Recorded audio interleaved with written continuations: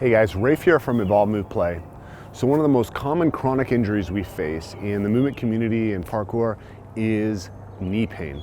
Chronic knee pain is very common and I've suffered it multiple times. Knee pain is complex and a lot of times we don't really know what the cause is. You might go to a doctor and get told you have tendinitis or patellofemoral pain syndrome. A lot of times that just doesn't mean they know what it is. Now, it could be anything from an emotional problem to cancer, and you really should get a doctor to look at it if you're worried about what it might be. But what I've found is that a lot of the time, if we can just make the foot, ankle, and hip and knee function better themselves, we can get better motor intelligence, better strength in those areas, a lot of times the pain will take care of itself, and that's exactly what happened in my case. So I want to take you guys through the exact routine that I used for about 6 weeks that completely healed my knees and was able to get back to training and pushing as hard as ever. A lot of times dysfunction in the knee is not due to the knee itself, but is due to something lower down the chain or higher up the chain. So the first exercise that I started on was lifting my toe. So I'm gonna lift that toe up and just try to lift that toe independently. You may notice that my toe is coming over slightly. It's adducting towards the other toes. This is a product of shoes that have a tendency to push your toes together. So every time your toe raises, the toe tends to come over. What we want to do is try to get that toe to come straight up. Straight up. So we're going to do 10 reps of this. Then we'll try to move the small toes up. And then we'll take all the toes up and spread them as widely as possible. We want to increase that ability of the toes to spread and come down. And then we can work on pulling the toes together.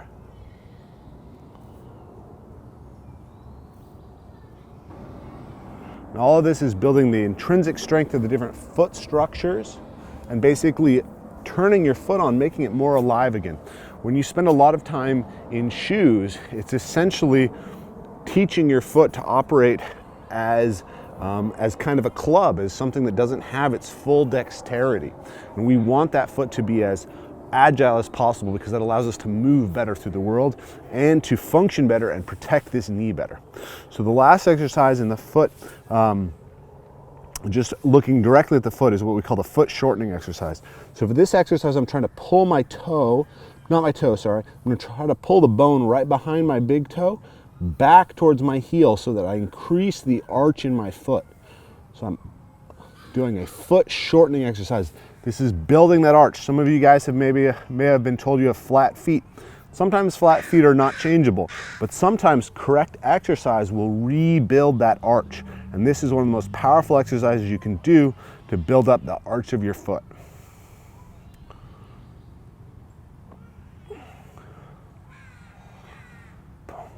So that is our basic foot exercises. So next we're going to look at the knee itself. So people tend to think of the knee as a hinge joint that just goes back and forth, but actually the knee also has the ability to rotate. And it's important that we have this internal and external rotation ability in the knee. So the first exercise we can look at is just what's called the windshield wiper here for the knee.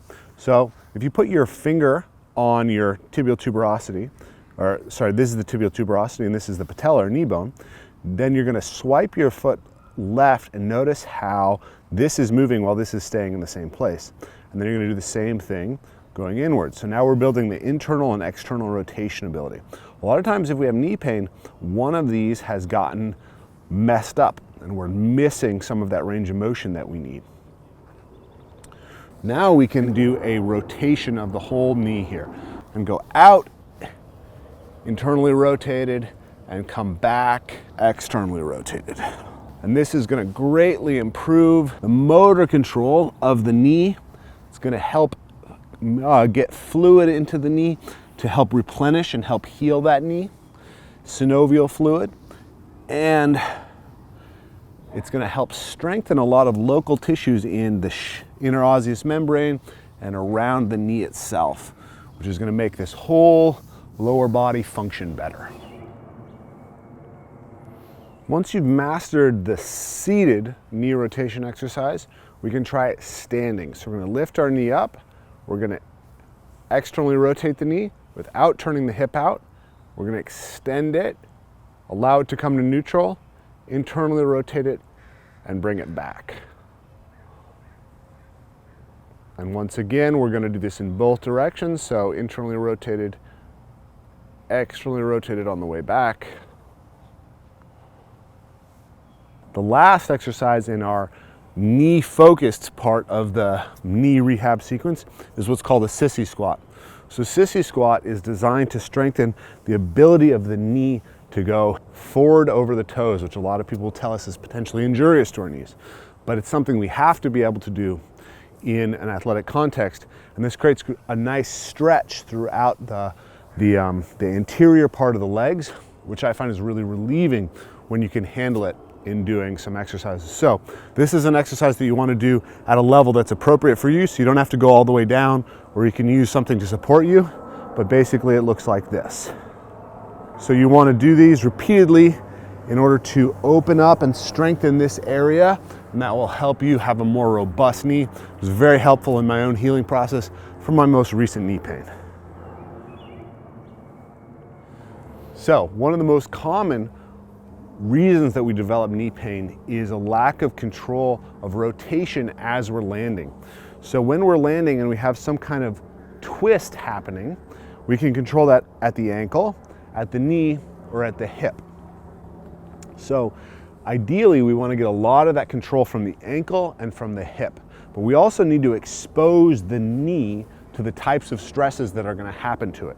So the first exercise, what I'm doing is I'm twisting my body so that it's opening that knee up. This is creating this valgus stress on the knee, and then I'm repeating going out and creating the varus stress on the knee. I want my knee to know what it's like to be in those positions and to be strong to recover out of them.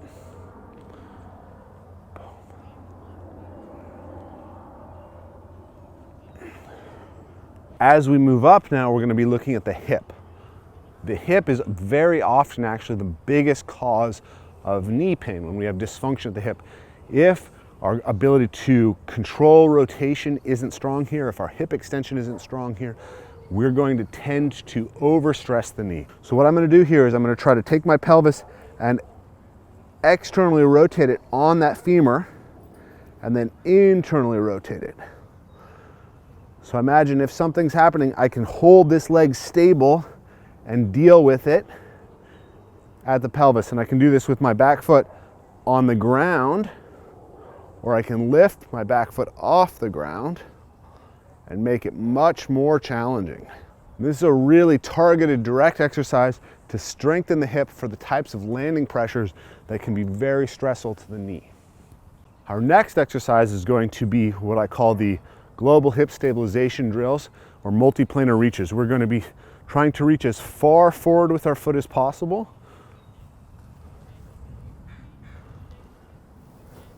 and then as far to the outside as possible, as far behind us as possible, and as far across and behind as possible. And all these exercises can be done more easily if you slide your foot on the ground, or you can make it more difficult on yourself by keeping your foot off the ground and reaching and touching. So this is an exercise that's about learning to stabilize the hip and use it as a post and allow your movement to move around it. When we have that kind of good hip stabilization, it's going to make it much easier for us to control our knee and keep it in a safe and healthy position and control the stresses on it. So dynamic stabilization means I need to be able to stabilize when I'm moving. So the first thing I'm going to do with that is land in various positions with different types of stress coming into us. So the first one is just in the sagittal plane, so moving forward. So I'm going to jump and land on one leg. It's just training the ability of my leg to absorb force coming from this direction. So we can always think about, can I stabilize and control something static? Can I absorb? And then can I explode? All right? As we're progressing through strengthening our knee, we want to go through those stages. So I can do that in the sagittal plane, and then I can do it in the frontal plane. So I'm jumping sideways and landing.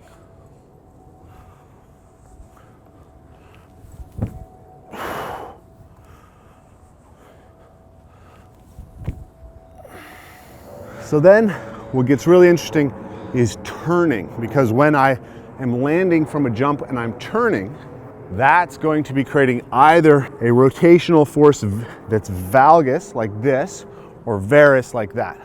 So I can progress this by going to a 45-degree turn, 90-degree turn, 180-degree turn, 270, 360, right? So I can jump and land like that.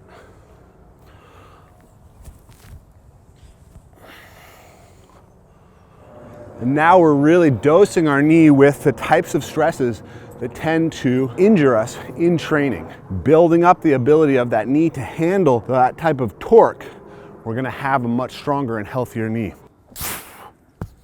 One of the last major causes of knee dysfunction is specifically lack of hip extension and glute activation.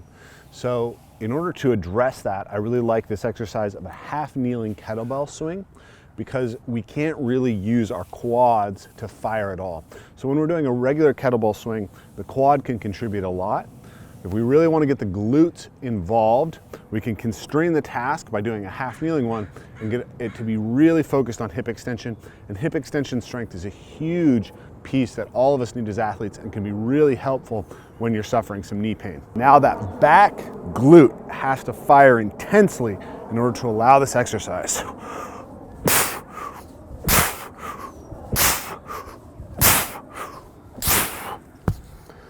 This is going to be wonderful for your jumping power, as well as for making you have stronger and healthier knees. So that is our knee rehab sequence that I personally have been using. So I'm really happy to be back at it, able to jump and flip and have tons of fun. And I'm thankful to these exercises, and I hope they help you as much as they helped me.